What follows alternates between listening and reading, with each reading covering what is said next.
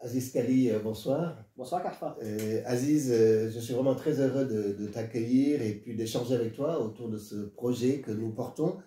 C'est dans le cadre des auditions de la mission de préfiguration pour la Maison contre les esclavages.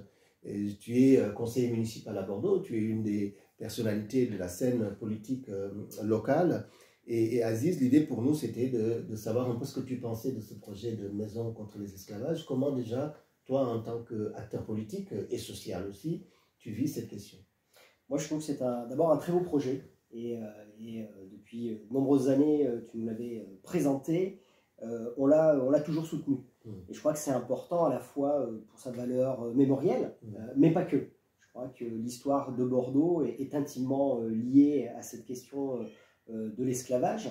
Mais je crois que ce qui est important, c'est de dépasser uniquement l'histoire de Bordeaux, uniquement l'histoire de la traite négrière, et de traiter la question des esclavages. D'ailleurs, c'est ce qui m'a plu dans le projet, c'est qu'on parle des esclavages, des formes d'esclavage dans le monde, et réconcilier à la fois la mémoire, l'histoire, et aussi les questions d'éducation. Je crois que c'est extrêmement important. Je crois que ce projet porte toutes ces dimensions. Oui, absolument. C'est vraiment le projet tel que nous le concevons aujourd'hui. Cette mission de préfiguration, elle est composée de 27 personnalités au niveau local, mais aussi national. Tu as insisté sur l'ouverture, c'est-à-dire d'éviter la vision peut-être trop singulière sur l'expérience bordelaise, française et européenne, ouvrir davantage. Pour toi, quels sont les enjeux sur lesquels justement ces esclavages-là devraient s'inscrire?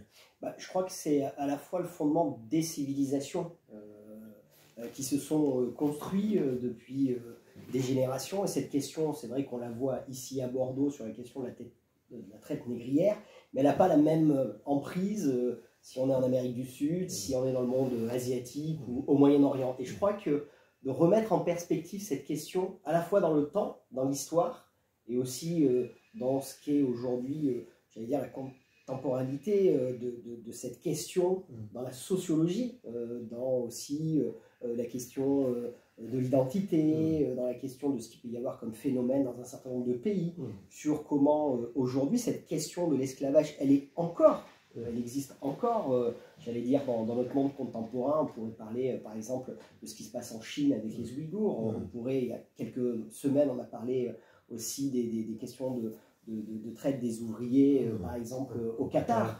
Et donc voilà, elle trouve aussi beaucoup de, j'allais dire, d'ancrage dans les questions très contemporaines. C'est pas uniquement une question, je vous disais, mémorielle, sur quelque chose qui a appartenu à l'histoire et qu'on doit regarder avec le regard de la mémoire, mais aussi parce qu'aujourd'hui, dans l'humanité dans laquelle nous vivons, cette question elle est extrêmement présente dans beaucoup d'autres dimensions, des dimensions sociales, des dimensions identitaires, des dimensions aussi du monde contemporain dans beaucoup de pays.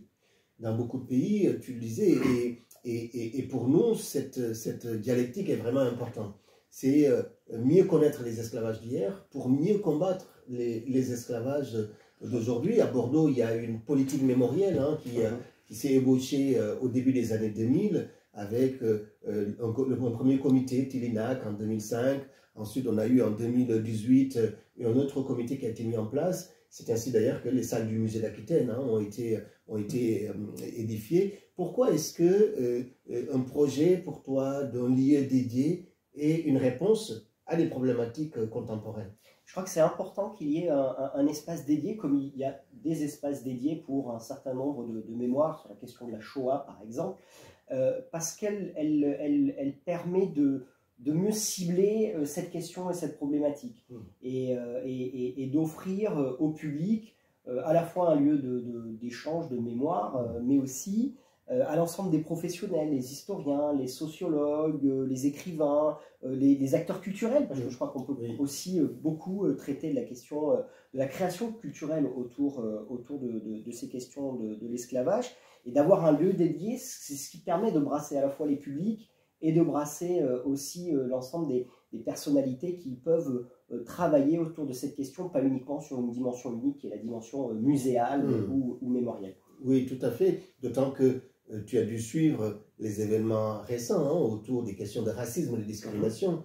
On a le défenseur des droits en France qui, en 2017, fait un rapport en disant que il y avait une stigmatisation sur des personnes parce qu'elles étaient arabes ou parce qu'elles étaient noires, et qui entraînait un certain nombre de violences sur elles. On a eu aussi le mouvement Black Lives Matter en 2020. Donc pour nous aussi, hein, ce futur lié auquel nous rêvons est un lieu qui devrait répondre aussi à ça, à l'ambition de l'égalité.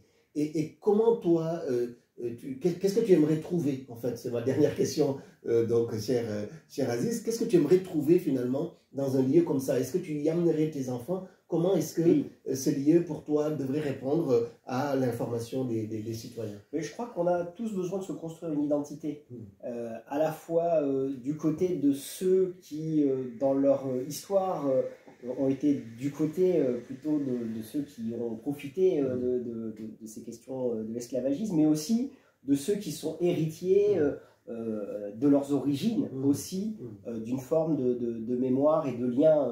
Je pense notamment à tous ceux qui sont issus de l'Afrique, que ce soit l'Afrique noire, l'Afrique subsaharienne ou même l'Afrique du Nord, et donc de recoller avec son histoire, de recoller avec son identité, d'une manière apaisée, documentée, et qui, j'allais dire, déconstruit aussi tous ces principes de stigmatisation ou de mémoire un peu, comment dirais-je, heurtée, concurrente aussi, et de le faire dans un endroit ressource.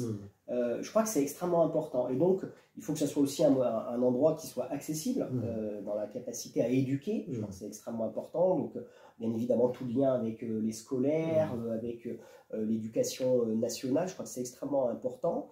Et moi, oui, j'aurais, je pense, en tant que fils d'immigrés, issu de l'immigration maghrébine, par exemple, besoin de comprendre aussi le rôle, le passé, l'histoire, et comment elle a impacté aussi tout le filage et puis toute la construction identitaire jusqu'à aujourd'hui. Je pense que c'est extrêmement important de savoir ce qui s'est passé, comment on s'est construit et comment en fait l'humanité aussi dans son évolution s'est construite avec, j'allais dire, des bons moments et puis aussi des moments un peu plus sombres de son histoire. Absolument, des moments un peu plus sombres. Aziz, merci beaucoup. Merci infiniment d'avoir accepté cet échange donc, pour le compte de la mission de préfiguration pour la Maison contre les esclavages.